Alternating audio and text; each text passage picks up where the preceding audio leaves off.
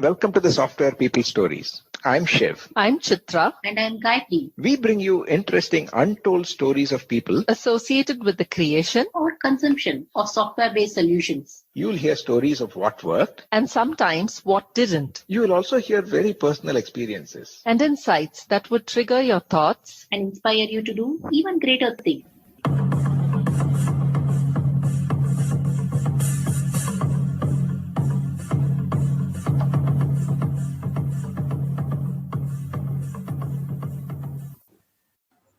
A story from the ground up of passion towards programming, building software products for the world from India, and founding his company. Our guest this week is Seethaprasad Mandikel, founder and CEO of Tribyte Technologies.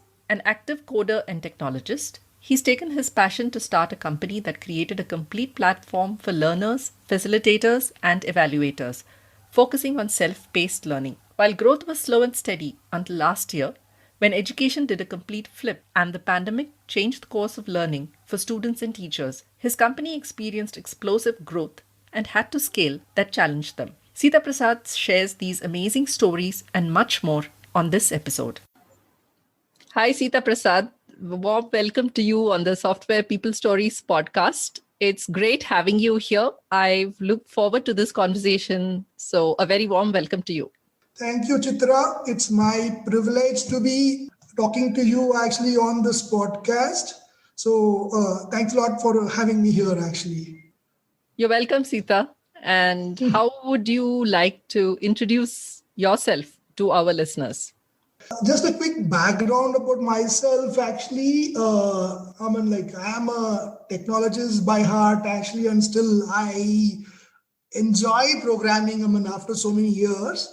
But a quick background, I did my engineering in RV College of Engineering, Bangalore, and had an opportunity to meet the brightest minds. And after finishing my engineering, I went to Robert Bosch, and then from there did some amount of work in Microsoft. Back again, actually, to India. Was part of actually a team called building a product in Talisma, where we had a good experience. After that, there was a small team, a startup which was primarily focusing on building a cloud service, capturing the personal information. So I was part of the initial team, and that company, it's called PI. The company got bought over actually by EMC Square. Once that got over, I jumped into this entrepreneurship where I started off Tribyte, and that's where it is. It's almost 10 years I started off Tribyte. In Tribyte, what we do is primarily we are building a platform which tries to make the learning itself more fun and engaging. We give this platform as a SaaS to all the educational institutes, test prep companies, and universities. Anybody who wants to go online, that's the need of the hour at this time.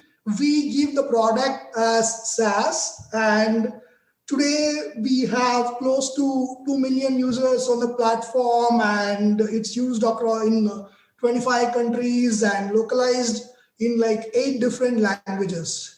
Wow, that sounds like a phenomenal journey already. Lots of questions to pepper through this conversation. And I'm certainly going to pick your brains about entrepreneurship, how you find customers, and many more questions around that. But before we go there, what piqued your interest in programming, and how did your initial experience drive you towards entrepreneurship or creating or building platforms and products? So that's 2 questions there. See, programming, in fact, our generation, actually, you would know, we were not used to the programming till we joined engineering. So my first programming experience is doing the program in Fortran. I did it in second year as a course, but we had it in the 4th year of engineering. After that course, I learned C, and I was very clear. That's something I want to become a programmer. After I did engineering, even though I had offers in 2-3 companies, but I was very, very clear that programming is something which I love to do. Today also, the most happiest thing I get actually is sitting and writing program or doing reviews. I do that regularly even now. Like once in a day, once in a week actually, right? Every Thursdays I block myself. That's today actually in a way. I block myself into learning something which is purely technology or writing some program for my own platform. So programming is something actually, or a technology you can say, is something close to my heart, and I don't need a motivation or a push to do some stuff. But entrepreneurship is something like during my Pi days, we actually a small group of people, we always used to bounce ideas. So during even earlier days, Pradeep Singh, who built Arithi and Talisma actually, right? He wanted to build a fantastic product which is made out of India. And if you look at those days, Talisma had a label when it got launched, which said made in India. So that gave us a lot of kick for all of us, and we all wanted to do something. So we kept on bouncing the ideas, but anyway, always there was a mind, okay, what happens to the financial things, stuff like this. So when the company got bought over, all of us cashed out all the stocks, whatever was given actually for us. And at least I made sure all my home loans and I had sufficient money to pay my kids' fee, and I can survive without having any issues for the next 2 years. So the moment I was clear on that, I jumped on to the entrepreneurship where I started off Tribyte. So when I started off, there were a couple of 2-3 ideas which we wanted to bounce through, but I took almost 2 years for me to actually say, okay, hey, this is the idea which I want to stick on. This is what is close to my heart, and I have to do this. So that leads me very nicely into the next question. You said, that was a 2-year period where I'm assuming you must have done a lot of trials, experiments, tried to sense what will work, what will not work. This is also something that a lot of entrepreneurs struggle with, and there are a lot of moments of anxiety. Will this work? Can we make a success out of it? Can you share what happened in those 2 years, and ultimately how you came to know that, okay, this is what we want to do? See, as I told you, I am more from the technology backgrounds, right? So typically every idea, if I'm able to implement it, it is a product for me. That's what you feel actually, right? So we had some ideas. I said, okay, yes, let's go implement it. We did actually POCs. A few of the ideas was, I wanted to bridge the gap between teacher and parent, and we wanted to build a video platform. Couple of things, I was doing. But while I was doing this, right, I also wanted to get some money. So I did some amount of consulting so that some revenue keeps coming onto the entity. We have that luxury of trying out the POC. But one of the biggest learning for me is, okay, one is basically implementing an idea, but making it a business requires a lot more other things. Like you need to identify who is your target customer, and you have to be very clear, like what problem you're trying to solve, right? And what is the market size, and what would it take for you to acquire a customer actually, or what would it take to maintain a customer actually? Is it actually a viable business? So when you put all of these factors into each of these ideas, then you start feeling, okay, hey, this is a fantastic problem to solve, but as a business, it might not make sense. I kept on trying few, whatever I had, which is close to my heart actually in a way. So at that time, I said, okay, there was a need in a way, I felt for the video platform. That's how we started off as a company. So I am a technology guy, and building a platform was something which is my strength. So I went and built a video platform, which primarily was used by both entertainment and education industry. So initial days we had basically Airtel, Z, all of these guys using the platform. But later I realized, okay, given a size of the company, and most of the times the startups have a small bunch of people actually who are in a way, thinking about the problem, because the team is very small. We cannot solve 2 big problems. So we said, okay, we're going to stop the entertainment completely and focus on the education, which was always close to my heart. Once that decision was made that, okay, we're going to build a platform for the education, there was never looking back. We kept on adding more and more, and with the same goal of how do I make the learning itself more interesting and engaging. That's very, very interesting, Seetha. And again, leading into the next question of based on what you said, what was your experience like when you tried to get your first customers to come onto this video platform? What did you do to sort of convince them that this was the place that they needed to be and that it would serve their needs? Yeah, that's the getting the first few customers are the most hardest problem any entrepreneur will have actually. And if you are from a technology background, typically you are used to sitting in a room and start solving the problem. Now you have to walk out, meet somebody whom you have not met and start selling. So it was a harder one, but what was very clear to me was the problem definition. Like, what is it we are trying to do? Basically, we said very, very clearly, we want to be very good in self-paced learning. That's what I believed actually, and that's what we believe even today. The self-paced learning is something which helps the learning in a big way. And there are challenges in a self-paced learning where having a right set of good teachers are very less actually. So having a recorded version or having a good video of that would actually help. And moment you go to tier 2, tier 3, right? This is a big problem. So we walked into the customer and we talked about this, especially the biggest challenge at that time was having internet in tier 2, tier 3, or even tier 1, it was a challenge. 8 years down back, if you look at having a HD streamed across all the time was still a challenge.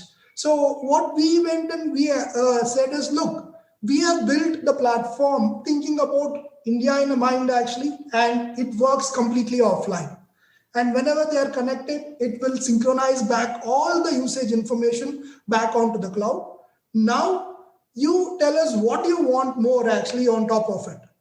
And the way the platform or the product, the way we have grown is also mostly we go meet the customers, get the requirement, and once that requirement is in line with our vision, we put onto the product. Very few small set of features we discuss in the office and they put across.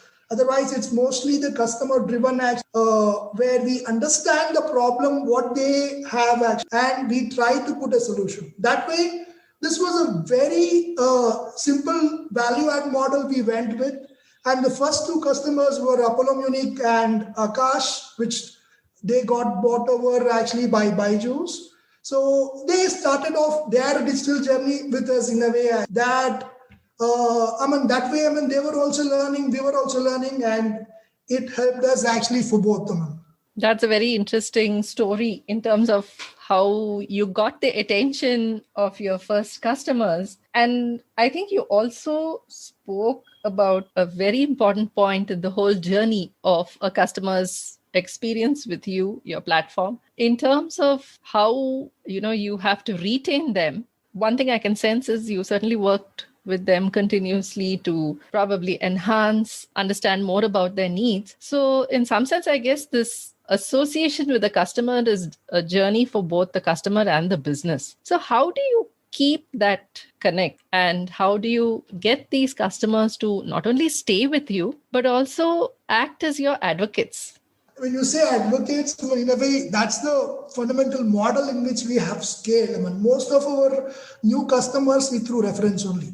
So we have only one salesperson actually in the whole organization. Rest all is the engineering. So whatever the new acquisition happens, most of times is our customers who is evangelizing for us.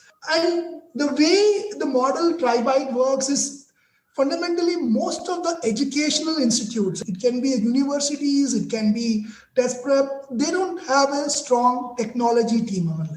That's the biggest challenge they have actually, getting the right set of people and then managing them. So what we do is we promise them actually when we sign up, we will become a technology partner for them, or we will become the technology arm for them, where they fundamentally focus on their strengths, which is their learning pedagogy or the way they deliver the content.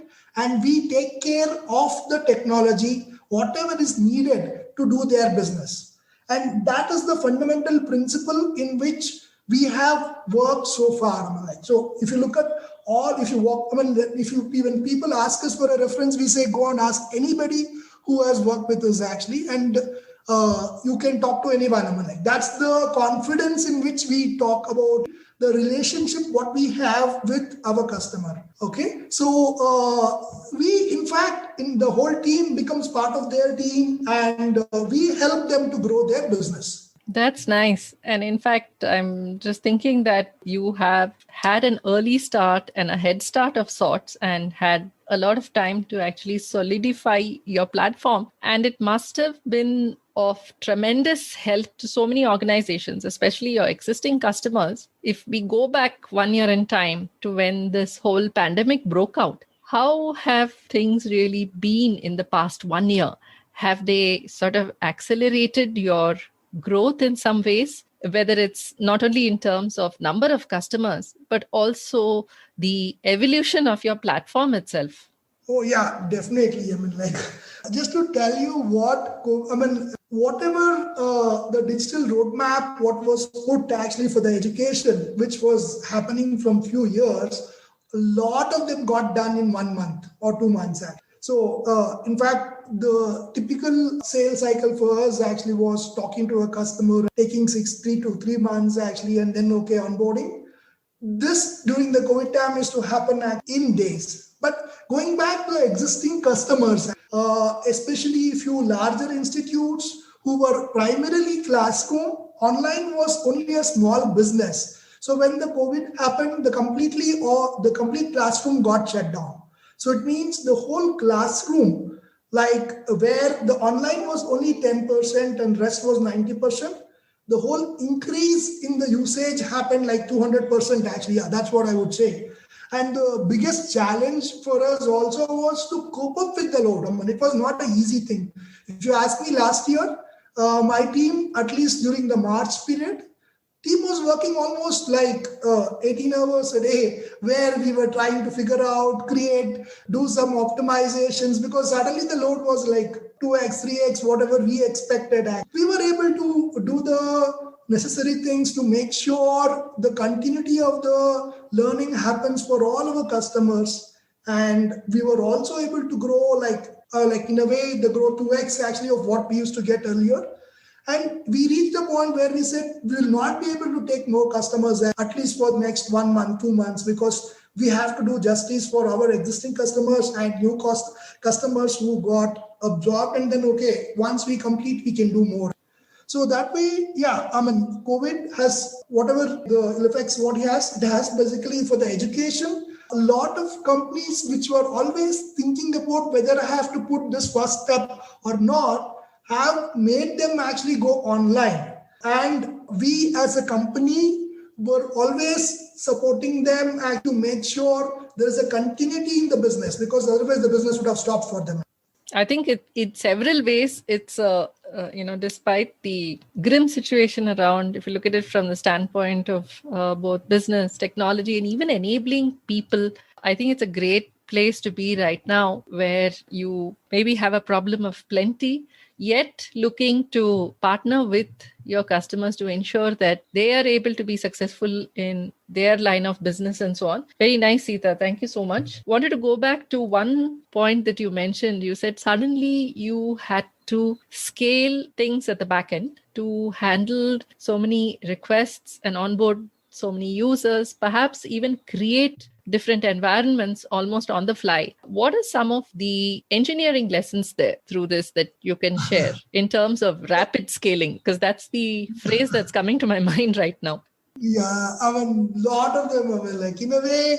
See, one of the lessons for this is you are always onboarding 1 to 2 clients in a month actually. So it means doing stuff actually manually would not be a challenge, because even they will take customers who take time to share details. So a lot of them, the initial onboarding, we used to do it manually. And a lot of trainings used to happen where we used to not record. So now suddenly we got a request of 10 customers in a month, and all of them want to go live tomorrow. Right? It's not that, okay, whatever we do actually, right, it will take time for us because we were not used to, it was done manually. So we started automating a lot of stuff. How do we onboard a customer? How do we train a customer? How do we even do a knowledge transfer for the teachers, the customers to put content? All of this we have to streamline in a very quick manner. One is on the technology side, basically, the things needed to onboard the customer very fast, because here there's a clear crisis and we need to help also, because their schools or colleges have stopped actually, and we have to get it up and running immediately. On the other hand, all the teachers and all the staff were new to the technology also. So they also needed some sort of an onboarding, like a knowledge sessions where we have to tell them how to use it. So we cannot share them a link actually or a help file where they can go through it, they learn, because the time was very critical. So what we did is, we started off something called Virtual Shala, sort of an academy for Tribyte, where whatever the trainings, what we used to do, we used to record and put it as a courses where they can come and start referring that whenever they have a doubt. So that reduced the support call to a large extent. And we also, each time whenever a customer calls up, we used to make a note of it and then, either write a small write-up back to that, or if we have done a similar activity to the other customer where the session was recorded, make it available and give it to the customer where they can go through it. That way, we were able to scale in various areas like support, knowledge transfer, and the technology. So one piece of advice for any tech startup is always, whatever you do, see that, there's a sudden search can happen and you can automate, or try to keep the stuff as much as automizable. So if the need arises, you have a very clear plan for it. Wow, I can only imagine the frenzy with which things would have happened. But at the same time, a lot of rapid learning, I think, for everyone, all of your team. I'm sure that this is a story that will stay with you all for a long, long time. Many people will also benefit from learning from this experience of yours. So I'm just, go ahead. One interesting use case is typically we, fundamentally, I told you, we grown actually as a self-paced learning. So now once the COVID happened, we have to, once we onboarded all the schools, at one point, we had more than 1,500 live sessions happening on the platform. Each session would have roughly like 40 people, actually 40, 50 people. And interestingly, all of them used to start at 9 o'clock. Okay, so it means between 9 to 9:1 or a 9:2, almost all schools, other test prep, whoever is starting the first class at 9 o'clock, everybody used to come, and this pattern is to keep repeating, 9, 11. So we had to do a lot of optimization to just make sure things are stable during this time. And it took time. It's not that, we got it right in the day one itself. We had issues in the first few days, and we kept on actually adding caching layer. Then, we put a distributed cache to make sure the load, whatever comes in intermittently like this, actually are handled. That way, the costs for us also don't go dramatically. The other approach would have been to scale up the infra, but that would not be financially viable, actually. So we have to do some very intelligent solutions where the infra cost is kept minimum. At the same time, it can handle the peak load by using auto scale, adding caching layers, stuff like this. And for the first few days, in a way, if you look at the core team used to sit, monitor the load, like all of us on a Zoom call, looking at the graphs, users, hey, things are going up, actually do something. That was first 1 week of COVID. It was pretty hectic in a way. Keep doing things, keep patching stuff, making sure, system is stable, and then, it holds up for the next class. After, I think 1 week, we had almost streamlined most of the stuff, and the system was stable, and we don't need to look back to a large extent.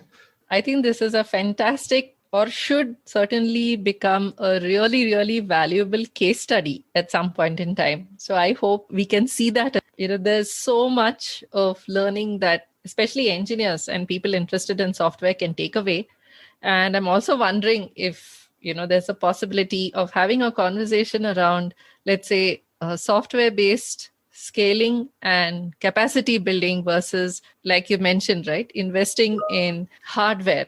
I'm almost seeing that can be another conversation by itself. Okay. Actually, that's a beauty about entrepreneurship. You get to you come across a lot of challenges where you need to solve this. One more interesting story I can share about is when JNK actually was basically put under a rule and the whole internet was taken off.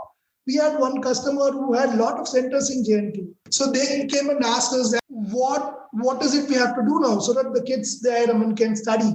They said, look, they don't have internet, they don't have anything, but we can ask somebody to come over here actually and they can take some stuff back, but make sure it cannot be replicatable. So we have to do some specific encryption and expiry where we build something where the whole content can be packaged in an SD cards and we ship to the Delhi team, and Delhi team actually where somebody from the JNK team came, and there was a process in which this content was distributed. At least the learning can continue for all the JNK students.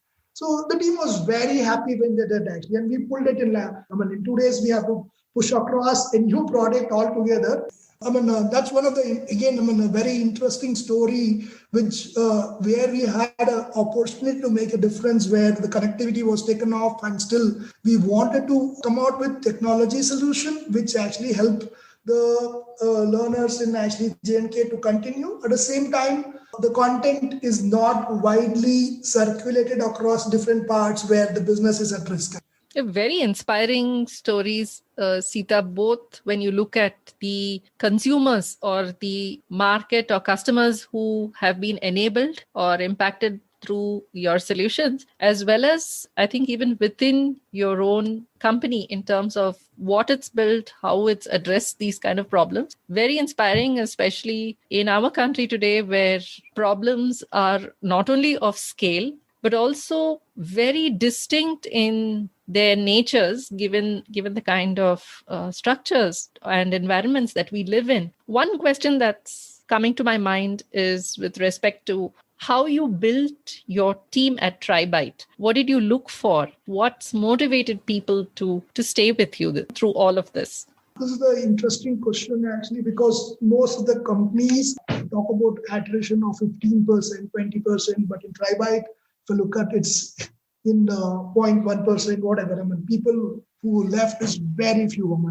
What do we look at actually? In a way, if you look at the interview process, what we have is actually very rigorous, but at the same time, if we look at like 100 candidates, we may get one or two.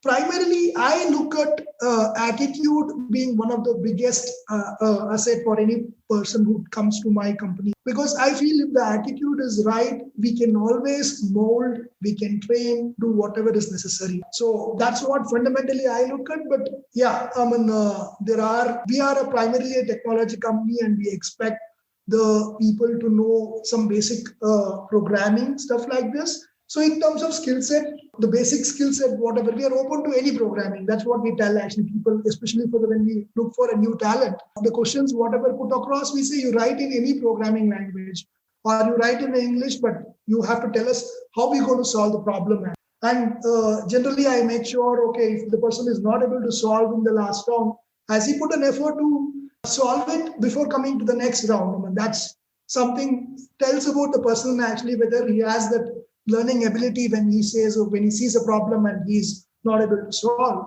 That way, our interview process is pretty rigorous and we hire less also to a large extent. We keep continuing looking for good people, but people once they come in only for this, either actually after getting married or educational reasons, people have left them. So one of the reasons for them is once we onboard any new person, they need to be aware of what we are trying to do. What's the value add, what we give to our customer. Once they know that, the problem is solved. They will become part of your problem actually, and then they'll start solving it for you. That's what I believe in. So we do coding camps, we do knowledge series. We don't have a hierarchy, in terms of organization.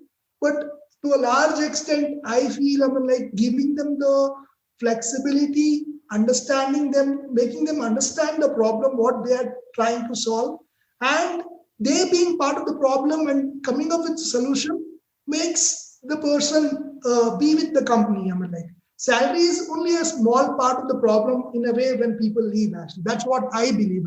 That's nice. And I can completely imagine. I've personally been so inspired listening to the kind of stories and the kind of problems that you've been addressing. I'm sure it must be a wonderful place to work. I also noticed that you are catering to a wide audience. And when you said self-paced learning, there are adults, there are children, there are teachers also. So what is it that, you've done differently to make content that engaging or make learning more engaging, interactive, so that even in this online environment, the learners are able to connect with what they're learning? So if I look at actually our product portfolio, we have three primary verticals. One is the K-12, which is basically the kids summer life. The other is actually the test prep, which is like the JEE, people who are getting prepared for NEET, JEE, IAS, all of these exams. Like in the third category, skill development and higher ed universities. So each of this are in a way unique. And the motivation factors are also different. So in a way, product vertical, we have three different call as themes. Like how we actually use all of this interactivity. So typically when we look at a K-12 segment, people are used to games. So all of them has to be gamified to a large extent. And especially at the lower age kids like 6 to till the 8th grade, the motivational factors like basically points or leaderboard or making them more prominent, all of this would actually help them to do a lot more stuff. Because fundamentally they also are actually always trying to please or get more attention to a large extent. Everybody does, but okay, in this age group, definitely. But when it goes to test prep, so it means fundamentally for the K-12, what we do is we emphasize more gamification aspects in terms of badges, leaderboards, and also convert quizzes into games. Where they come and play, compete with their other friends, and then they invite friends, do stuff. Whereas when it comes to the test prep is very focused. Here, what matters is only the marks and the rank. So here, what is important? The peer comparison, how much fast I am, which subjects I am weak in. So there is very, very thorough analysis on each of the tests. What they take is what would help them to make them perfect to get the score what they want, because the competition is very, very high in this. The amount of participants who come for a NEET actually and the amount of people who get selected is very small ratio, right? So that's where here the gamification will not help to a large extent. Here the importance is the data. How do we present this data in an interactive manner where basically they can use this and then become find the mastery. And also things like questions on video, stuff like this would help them to recap very quickly in a test prep world. When it comes to the higher ed, these are all the mature folks actually, where a primary requirement for them is to have it in an organized manner. And again, there are a lot of things which varies. Starting from color schemes, like the color schemes in the K-12 would be very colorful, whereas in case of a test prep, it is moderate, whereas in case of a higher ed, they don't want to be very flashy. Universities and all actually don't want to be very flashy. At the same time, the learning deliverable, here it's more about the type of functionalities, what you would want. Also actually is primarily, what are the different models of assignments, the peer-rated assignments, self-rated assignments. These are the various things what they do as part of the activity. So in terms of product feature set also, we have a 3 separate set of features. Even though fundamentally they are same in terms of implementation, the way you would package them for the consumption is slightly different across these verticals. Thanks, Seetha. That was very interesting. I think the future of learning is certainly where y'all are right now. I think there's just countless possibilities, and certainly have been sensing that both teachers and students, although they have had personal challenges and otherwise in terms of getting used to this offline mode of learning, I think certainly the future is going to be a lot more blended and would very, very eagerly look forward to what's next and what you people probably come up with. As we come to the close of this conversation, what is it that you would like to leave in terms of messages for listeners who, let's say, aspire towards a career in technology, and for entrepreneurs as well? In people who would actually aspire to be on a technology, you should have a passion for it. That's what I would always say. If you enjoy programming, then you would sit for 8 hours, 12 hours and do stuff, right? So you don't, that's something which you have to enjoy, So technology has to be something, if it is your passion, then it will happen automatically. But there are a lot of things you can do outside technology also, because nowadays I keep hearing everybody wants to become a programmer to a large extent. But yeah, find out whether you really enjoy creating those programs, what you feel, and you feel happy about it. In terms of entrepreneurs, my experience tells basically whenever you're jumping into the entrepreneurship, find out who's your target customer, what is the problem you're trying to solve, find out the market size, what would be acquisition, put all of this together and see whether your business idea is a viable thing to sustain. Thank you, Seetha. They're very crisp, very simple, very helpful messages. Thank you so much for your time today and this conversation. Thank you, Chitra. It's always my pleasure to talk to you.